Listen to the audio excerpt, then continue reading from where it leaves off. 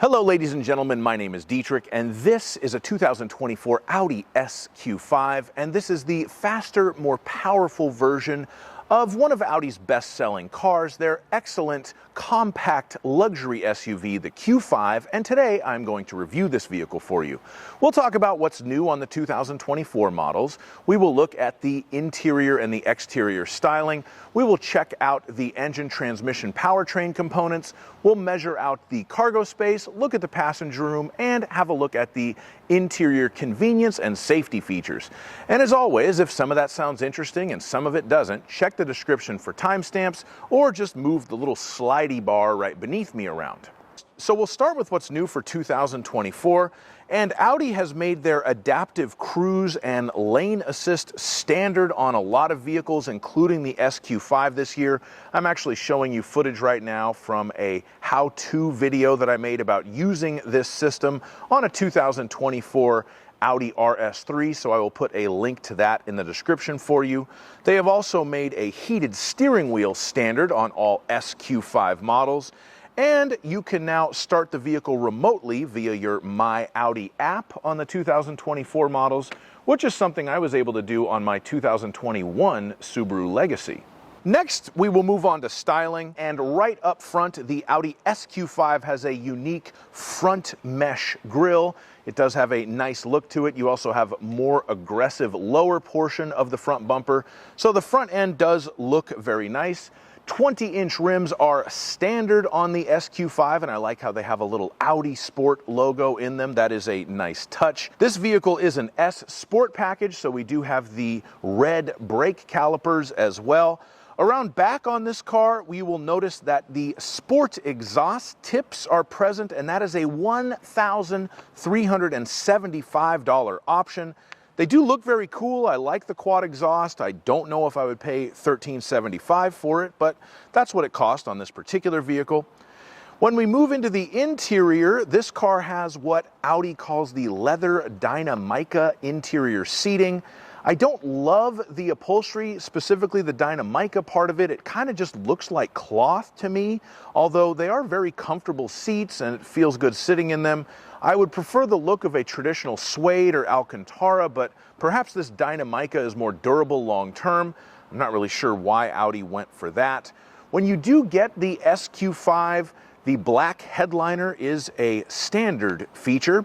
And since this is a Premium Plus model, we have the leatherette covered center console and door armrests, and that does add a very premium look and feel to the cabin with its contrasted stitching. Now we're going to have a look under the hood and check out the engine and transmission.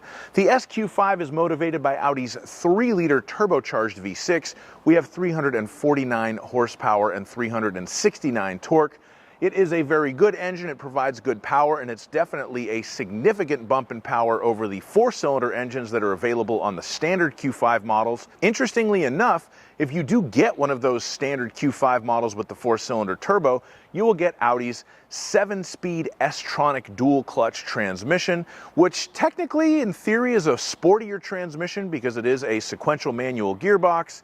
But if you get the more powerful SQ5, they put the ZF8 HP automatic in this car, which in theory isn't as sporty, but in practice is just fine because the 8 HP is one of the best transmissions that you can get in a new car right now. And the newer versions, like you get in this 2024 SQ5, they've really quickened up the shifts. It almost sounds like a dual clutch transmission when it's shifting gears. So the engine and transmission combination is excellent in this car.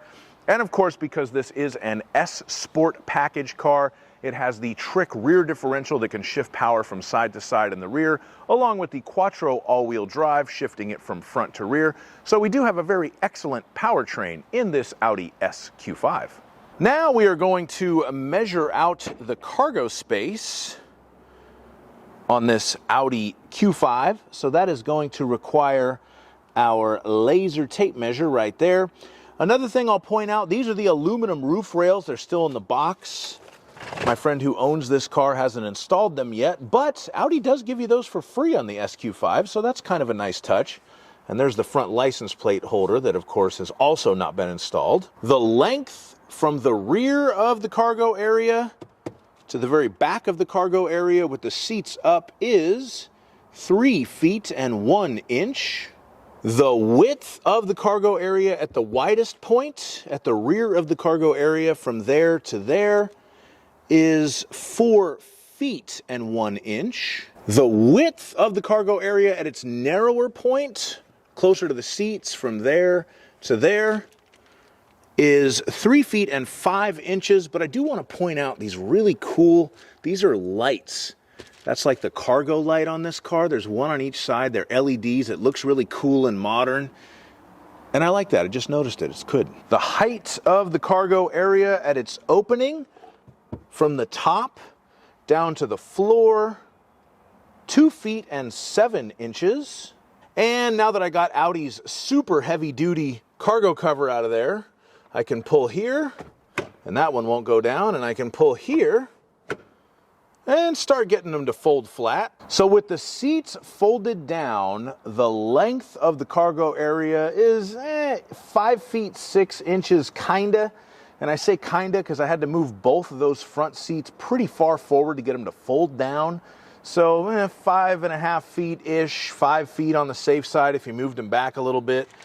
And it's not a totally flat load floor. You have a little bit of a hump and a little bit of an angle there.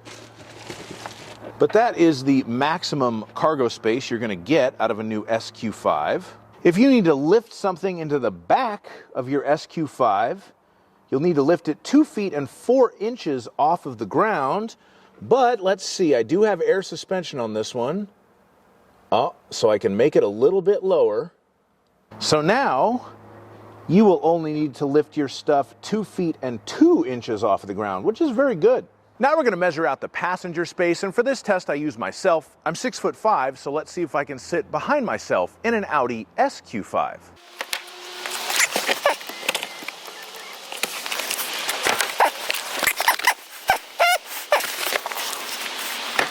Okay, so the answer to this question is almost, but not quite. If I sit in here, my knees are barely not touching. I have enough headroom in the front. If I get in the back,